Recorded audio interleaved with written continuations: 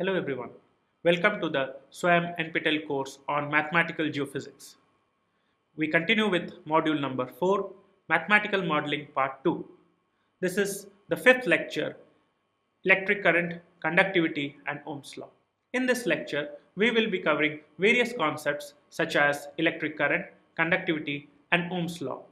We will be looking into the fundamental aspects of electric current and then the concept of electrical conductivity, which is a property of matter. Next, we will look into Ohm's law for electric circuit and then Ohm's law for an electric field. The applications in geophysics of these concepts will be discussed at the last. So let us begin. Electric current. The concept of electric current is the flow of electric charges. Now, these electric charges move through a conductor or a medium with finite electrical conductivity. The mathematical concept can be stated as follows. Here, Q is the charge, T represents time, and I is the current. So, the rate of flow of electric charge through a given cross-sectional area is termed as the electric current.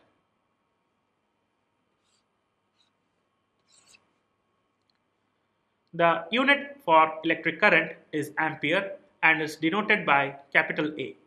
Q is the electric charge whose unit is coulomb.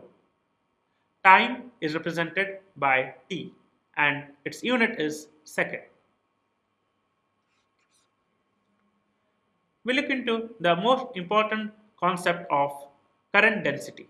It is denoted by J vector. Now current density is a vector quantity while current is a scalar quantity. The current density is related to the current as well as the area through which the current is flowing. Since the area can be represented by its normal vector, the current density is a vector quantity. The current density is the amount of charges passing through an elementary surface ds in unit time. This is the elementary current di equals j dot ds. Now j dot ds is nothing but the flux of charges. Since an elementary area is concerned, the current is elementary. Now J is the current density, which is a vector quantity. However, if the J is tangential to the surface, then it results in zero amount of charges passing through the surface. Hence, the current passing through becomes zero even if the current density is finite. Now we apply the divergence theorem to this flux of charges. The integral of the charge flux over a given volume dV equals minus d rho by dt dV, where rho is the volume charge density.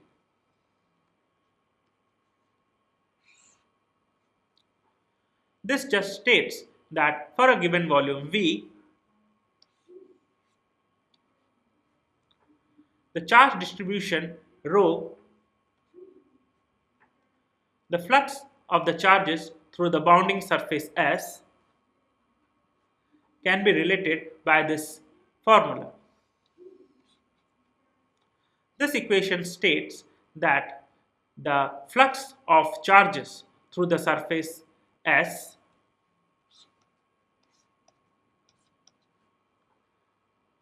plus the rate of change of the charge density rho is conserved. It can be made more clear if we write this equation as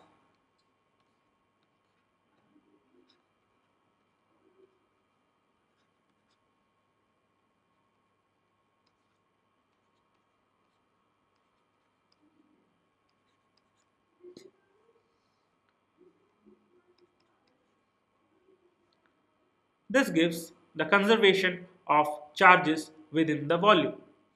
Now, this means that the net charge content in the volume V is controlled by two sources. One is the flux of charges,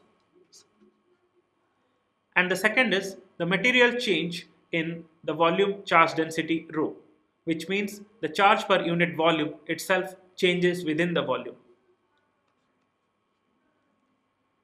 Thus, equating the integrals, we have divergence of J plus d rho by dt equals 0.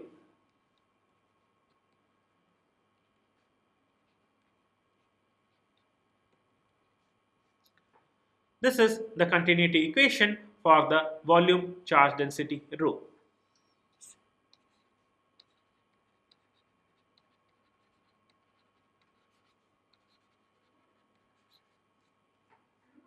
Hence, we have the differential form of the conservation of charge.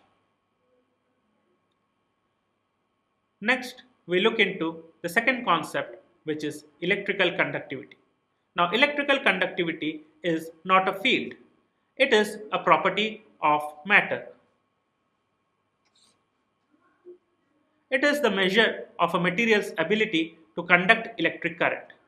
Now, electrical conductivity refers to the presence of conducting electrons or ions in a material to help the motion of electrical charges, hence the allowance of electric current through the material.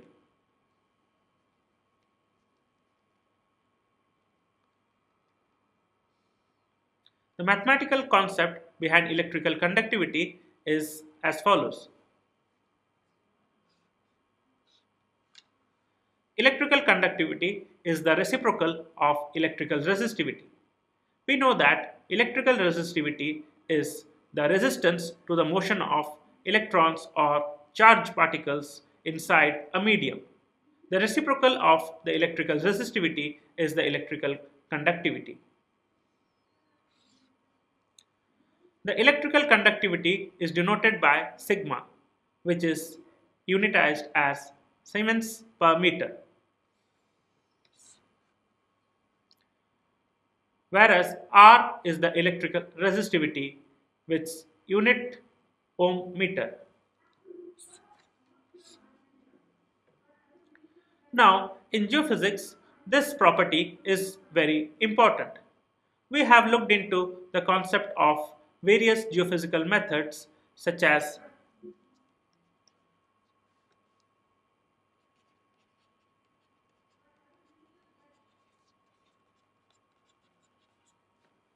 the resistivity survey, where the resistivity in the subsurface is obtained.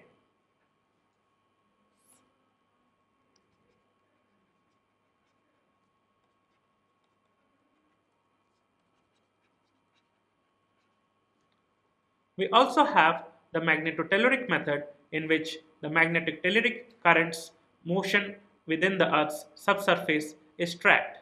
This depends upon the electrical resistivity. In this process, the apparent resistivity of the Earth's subsurface is determined.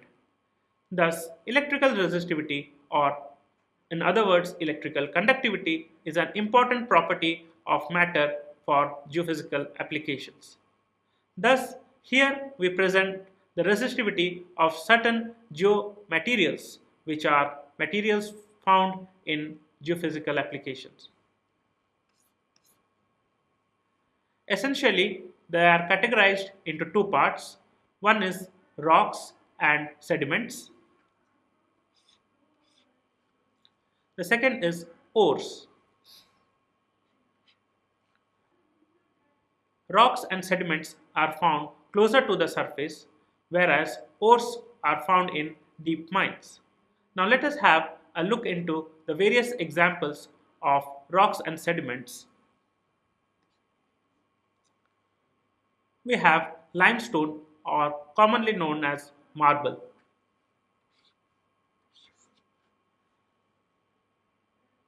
It has a resistivity of greater than 10 to the power 12. Next, we have quartz, which has a resistivity greater than 10 to the power 10. These are very high resistance materials.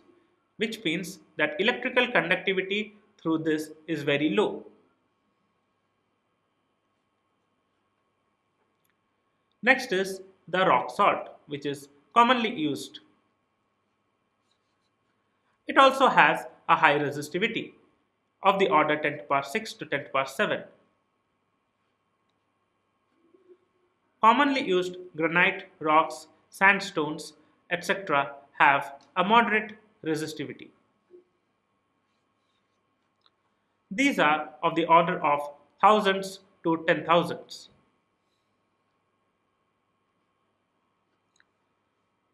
Then we have the least resistant rock, which is clay. It has a very small value of resistivity of 1 to 120. Note that the unit of resistivity is ohm meter in all these values. Next, we look into the various ores. Ores contain metals, minerals within them which can be extracted. The first pyrrhotite ore has a resistance of 10 to the power minus 5 to 10 to the power minus 3 ohm meters. Whereas the zinc blende ore has a very high resistivity with values as high as 10 to the power 4.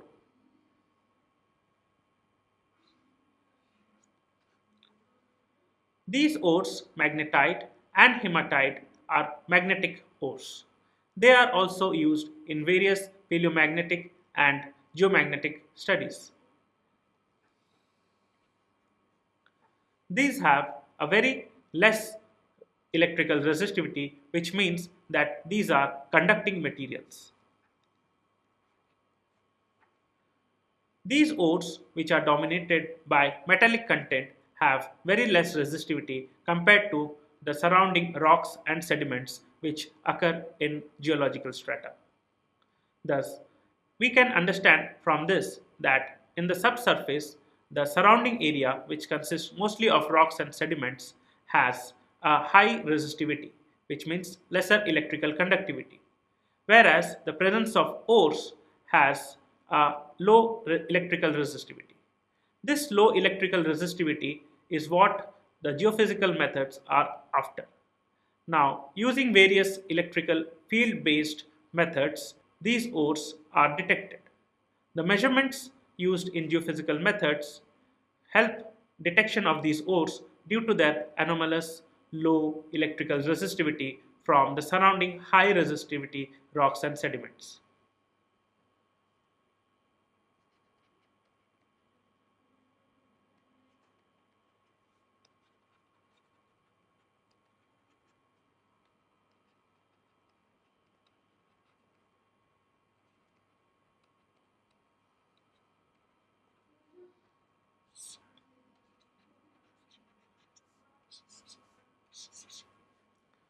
For example, if this is the surface of the earth, we have high conducting bodies which are ores in the surrounding material, which are mostly rocks and sediments.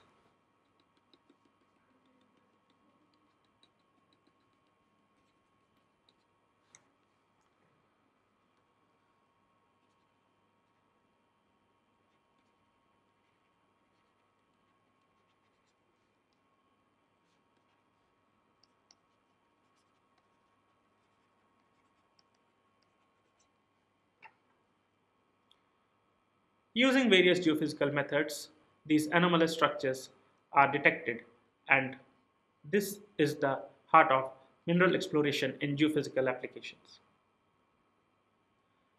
Next, we look into Ohm's law for electric circuit. Now, in Ohm's law for electric circuit, we have the fundamental principle of potential or voltage V. This can be related to the potential function for electric field. Now, in electric circuit, we can have the flow of charges which can be represented by the current I, and the material property of resistance, that is R.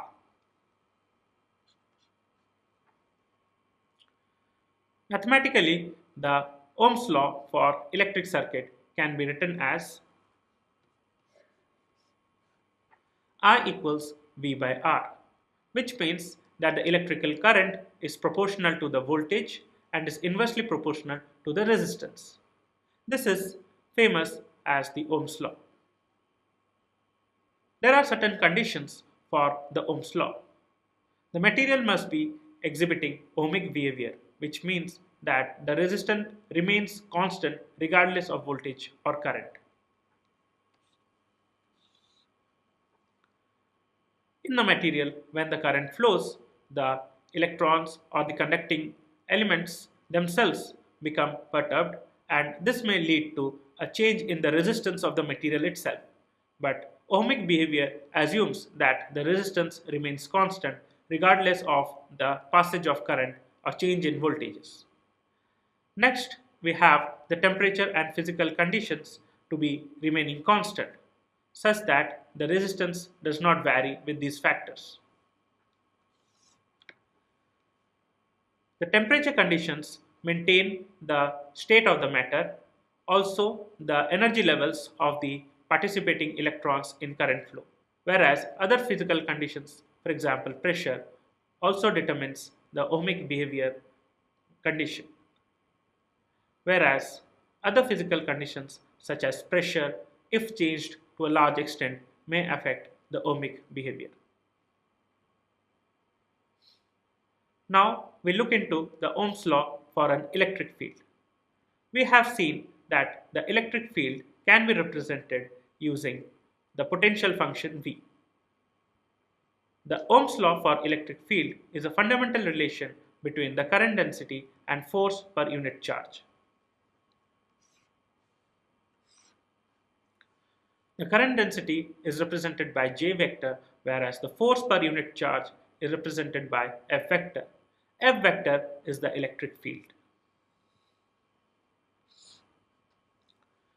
Now, when a conductor, which is a body having finite conductivity, is moving with a certain velocity u through a magnetic field B, the electromagnetic force generates electricity. By electricity, we mean the potential difference or electromotive force. This electromotive force drives the charges.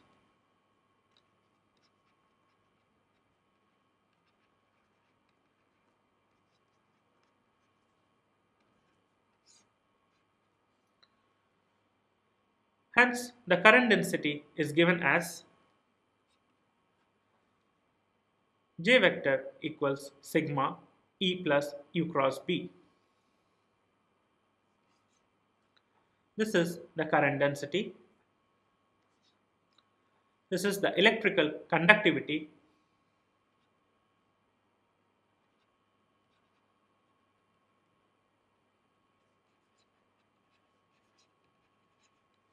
This is the electromotive force field which is already applied. Plus, we have the additional electromotive force field due to the motion of the charges themselves. This is given by the cross product of the velocity field with the magnetic field. Now, this is the induced field due to the motion of charges inside a conducting medium. For stationary charges, the velocity goes to 0 and we obtain the Ohm's law in a field form. This is the Ohm's law, which states that the current density equals conductivity into the applied electric field.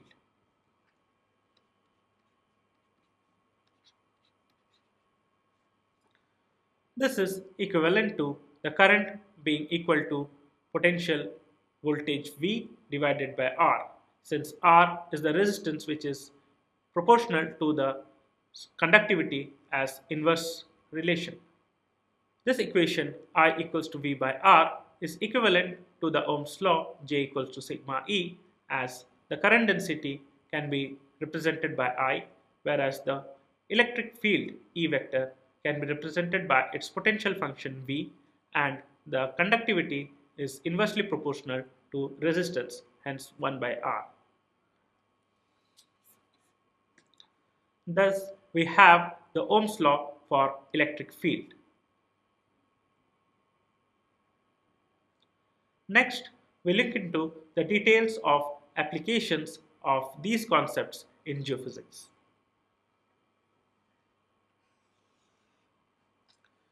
The concept of electric current and resistivity are extensively used in geophysics for subsurface exploration. As we had discussed earlier, we have resistivity methods and magnetotelluric methods, which are the various methods in geophysics for subsurface exploration and monitoring. They provide insights into the Earth's interior. Also, electric current and resistivity helps determine the fluid flow in the Earth's outer core. In Earth's outer core, the electric current is induced by motion of charges and it generates the magnetic field.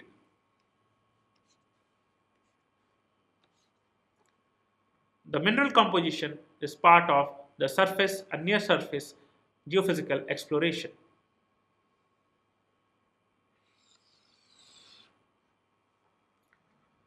In these methods, electrodes are located at two different points. Between these electrodes, an electric current is induced into the ground. Now, this current is induced due to an applied potential difference or voltage across these electrodes. Ohm's law helps to calculate the resistivity of the subsurface by using the relationship between current, voltage, and the resistance of the material in the subsurface. This helps to understand the resistivity field or the resistivity distribution in the subsurface. Any anomalous resistivity detects the presence of highly conducting materials, which are the ores, and these ores are then located and mined for valuable resources.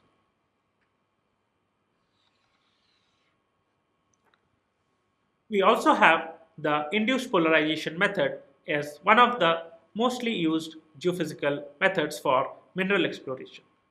Ohm's law helps to interpret the measured voltage. Ohm's law helps to interpret the measured voltage and current which is flowing in the subsurface to identify zones of high chargeability, or essentially the regions where electric flow is easy. This indicates the presence of ore bodies such as disseminated sulfides. As ore bodies have higher conductivity, their presence is detected by high chargeability. Thus, we come to the conclusion for this present lecture. First, electric current is a fundamental quantity which models the flow of electrical charges. This is used in various resistivity surveys, induced polarization, cell potential methods to explore subsurface properties. The electrical current is also induced in the outer core where fluid motions in conducting iron in the liquid form give rise to magnetic fields. These magnetic fields also give rise to electric current, and hence this continuous loop helps to magnify the electromagnetic field and results in the geomagnetic field of the earth. The electrical conductivity is also utilized in resistivity based techniques such as the electrical resistivity tomography. This is used for detecting groundwater, mapping mineral deposits, and monitoring contamination in groundwater. Finally, we have the application of Ohm's law. The Ohm's law is a law which states the relation between current, voltage, and resistance. It gives us the idea about the high or low chargeability of the flow of current in a particular region. In geophysical methods such as resistivity surveys, induced polarization, Ohm's law is applied to calculate the resistivity, and interpret subsurface features. Thus, it can be said that these concepts, such as electric current, electric potential, Ohm's law, and electrical conductivity, are useful tools in understanding various geophysical methods and their application for mineral and resource exploration. One can have a look into the following references for more details. Thank you.